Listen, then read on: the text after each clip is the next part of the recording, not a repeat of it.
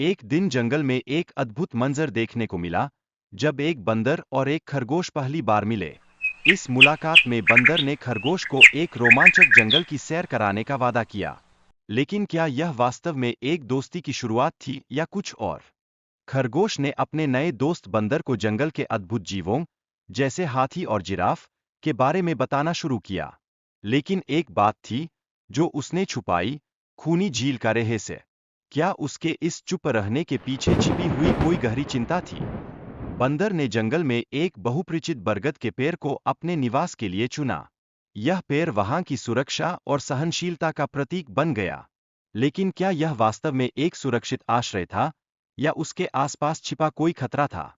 खूनी झील के चारों ओर एक सन्नाटा छा गया था। शाम होते ही वहां जाने वाले जानवर एक एक कर गायब हो जाते थे। उनकी लाशें भी कहीं नहीं मिलतीं। इस रहस्यमय घटना के पीछे क्या छिपा था, और जानवरों को इससे कैसे बचना था? कुछ जानवरों को यह सूचना मिली थी कि खूनी झील के बारे में कोई जानकारी नहीं है।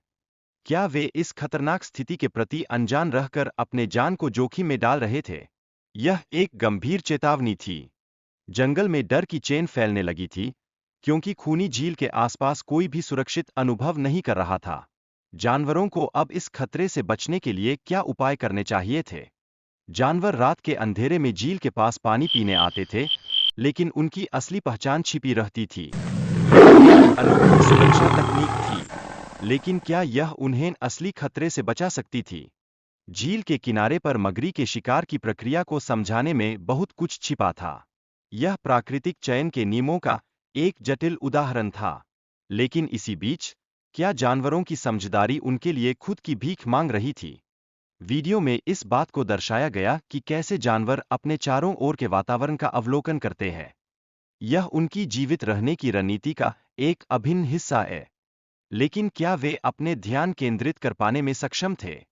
बंदर को एक विचार आया, क्या वह पत्थरों का उपयोग करके शेरों को धोखा दे सकता है? यह एक दिलचस्प योजना थी, लेकिन क्या यह उसकी बुद्धिमानी की परीक्षा लेने वाला था? शेरों की मीटिंग में यह चिंता व्यक्त की जा रही थी कि कैसे वे जल में अपनी शक्ति खोते जाते हैं। क्या ये जीवित रहने के लिए आवश्यक थे?